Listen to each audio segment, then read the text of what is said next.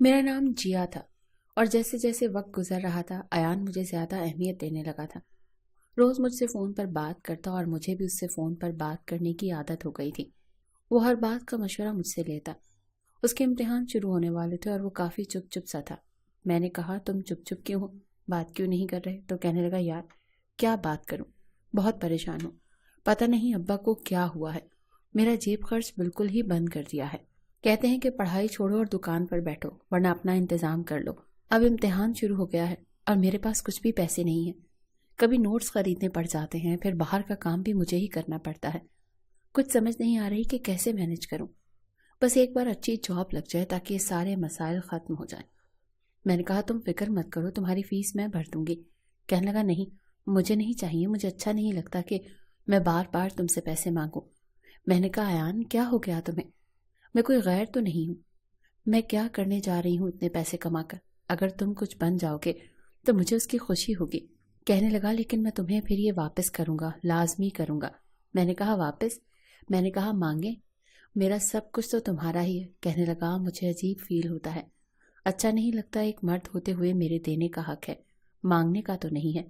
میں نے کہا جب تم کماؤ گے تو دے دینا۔ کہنے لگا یار تم بہت اچھی ہو، تمہارے ہوتے ہوئے مجھے لگتا ہے کہ مجھے کسی اور کی ضرورت ہی نہیں ہے، نہ کسی دوست کی نہ کسی مددگار کی۔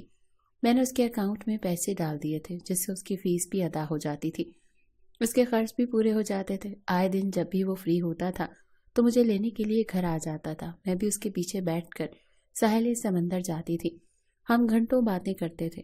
اب تو مجھے یہ بھی پرواہ نہیں تھی کہ لوگ مجھے کن نظروں سے دیکھ رہے ہیں، میں نے طوطے کی طرح چشم پوشی اختیار کر لی تھی۔ اس دن میں بہت خوش تھی جس دن ایان کی تعلیم مکمل ہو چکی تھی، وہ بہت اچھے نمبروں سے پاس ہوا تھا، اب اسے نوکری کی تلاش تھی۔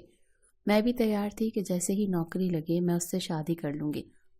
ویسے ہی کئی سال گزر چکے تھے، اب میں اپنے چہرے کو فریش رکھنے کے لیے پارلر جانے لگی تھی، اپنے بالوں کی کٹنگ ایسے کرواتی کہ میری عمر کم لگے، فیشل کرواتی تاکہ زیادہ خوبصورت لگ سکوں، لیکن بڑھتی ہوئی عمر کے آثار میرے چہرے پر نظر آنے لگے تھے۔ دوسری جانب ایان بھی اور زیادہ سمارٹ اور خوبصورت دکھنے لگا تھا۔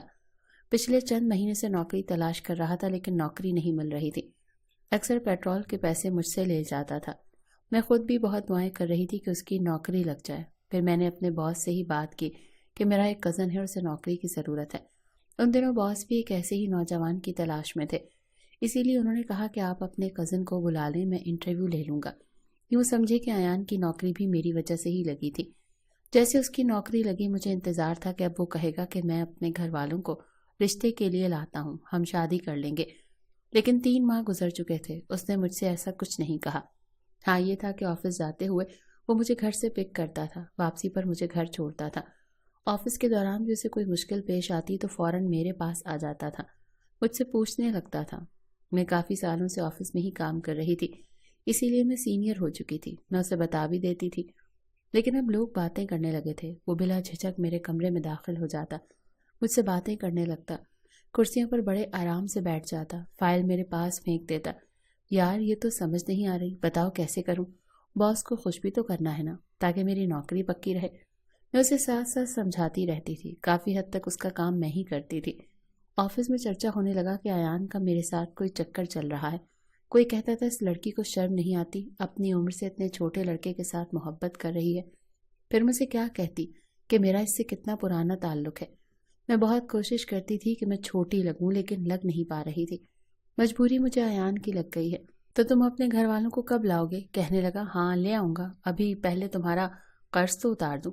میں نے کہا نہیں مجھے پیسوں کی ضرورت نہیں ہے، میں نے کب تم سے پیسے مانگے ہیں، لیکن دیکھو نا لوگ باتیں کرنے لگے ہیں، پہلے صرف محلے والے مجھے شک سے دیکھتے تھے لیکن اب آفس میں بھی میری عزت خراب ہو رہی ہے، کم از کم ہمارا رشتہ ہو جائے تو لوگوں کے منہ بند ہو جائیں گے۔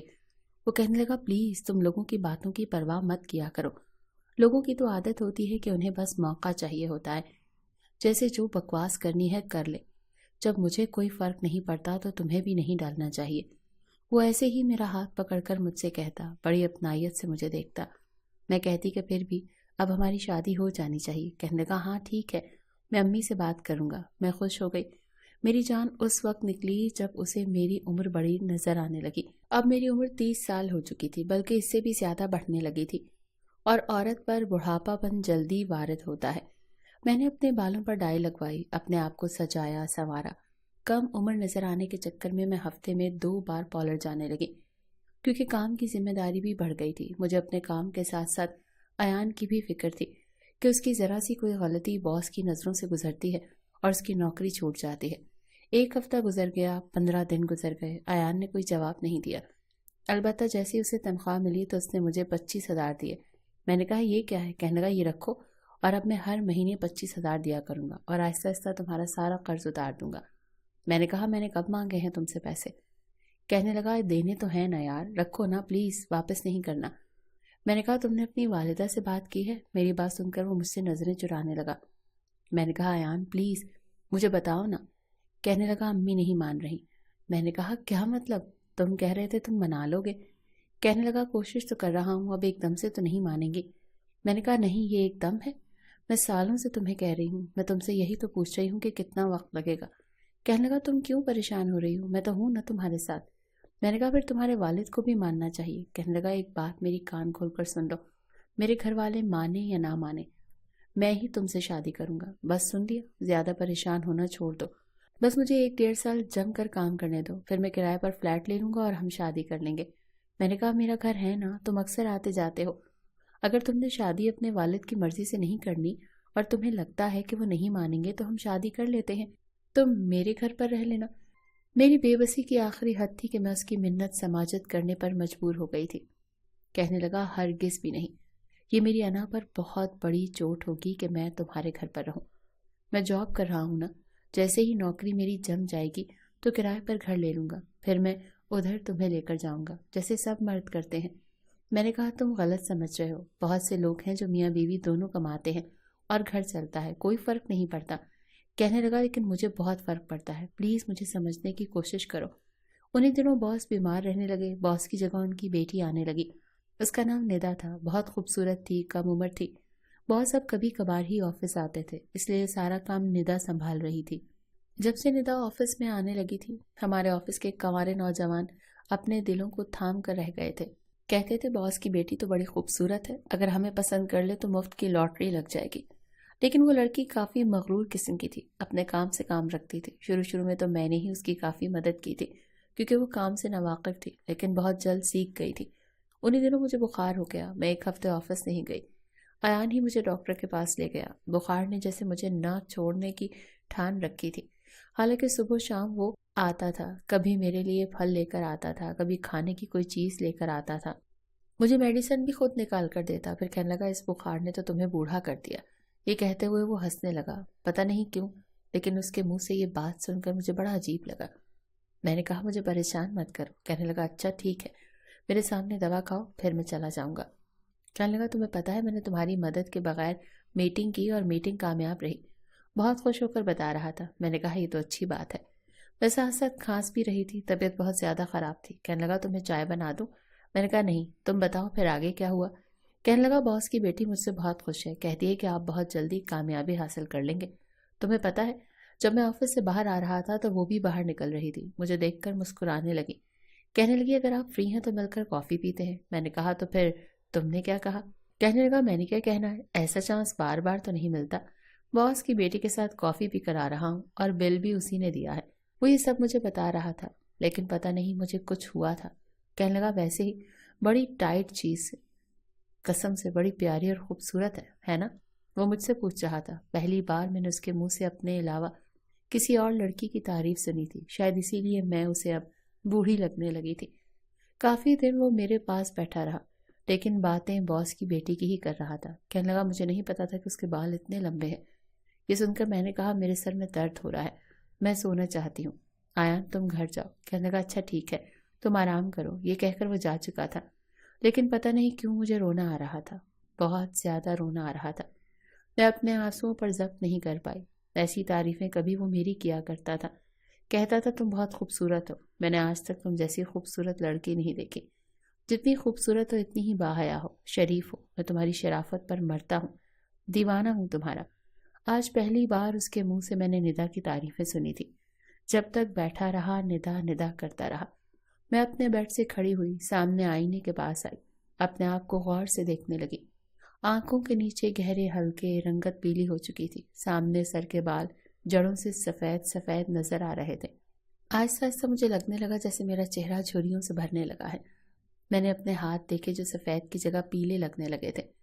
8 دن سے میں بخار میں مبتلا تھی۔ میری طرف سے یہ نہیں کہتی کہ اس نے میرا خیال نہیں رکھا، بہت خیال رکھا۔ کبھی ناشتہ بنا کر دیتا، کبھی چائے دیتا، کبھی کھانا لا کر دیتا، کبھی پھل کاٹ کر دیتا، لیکن اب وہ مجھے نظروں سے نہیں دیکھتا تھا جیسے پہلے کبھی دیکھتا تھا۔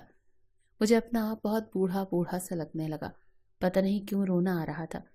اس دن میں بہت روئی۔ اگلے روز آفس گئی تو سب میری خیریت پوچھ رہے تھے، سب کہہ رہے تھے بہت کمزور لگ رہی ہو۔ میں نے دیکھا تو ایان اپنے کیبن میں نہیں تھا۔ میں نے کہا ایان کہاں ہے؟ تو میرے کولیگ کہنے لگے وہ ندا میڈم کے کمرے میں ہے۔ یہ سن کر میرا دل جیسے کسی نے مٹھی میں دبوچا تھا۔ میں اپنے کمرے میں جا کر بیٹھ گئی۔ اپنے شیشے کے دروازے سے سامنے اس کا کیبن نظر آتا تھا، جہاں بیٹھ کر وہ مجھے اشارے بازی کرتا رہتا تھا اور اپنا کام بھی کرتا رہتا تھا۔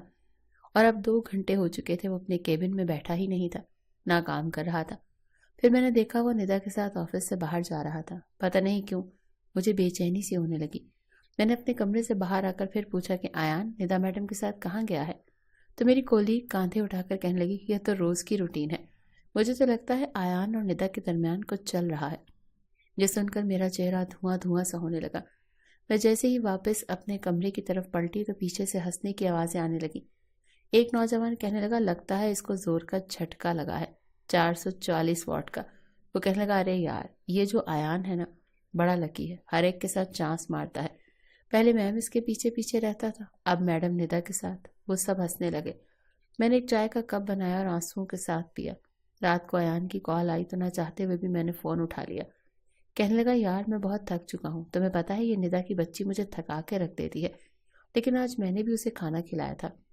وہ کھا نہیں رہی تھی، کہہ رہی تھی کہ میں ہمیشہ بڑے ہوٹل میں کھانا کھاتی ہوں۔ میں نے کہا لیکن میرے ساتھ تمہیں یہ کھانا کھانا پڑے گا، تمہیں پتہ ہے میری خاطر اس نے ڈھابے کا کھانا کھایا۔ پھر ہنسنے لگا۔ میں نے کہا اچھی بات ہے۔ کہنے لگا اور کیا، یہ امیر لڑکیاں نا نازک ہوتی ہیں اس طرح۔ پھر کہنے لگا تمہاری طبیعت اب کیسی ہے؟ میں نے کہا ہاں میں بالکل ٹھیک ہوں۔ کہنے لگا اچھا ٹھیک ہے یار میں بہت تھک گیا ہوں، میں سو جاؤں؟ میں نے کہا مجھ سے کیوں پوچھ رہے ہو، نیند آ رہی ہے تو سو جاؤ۔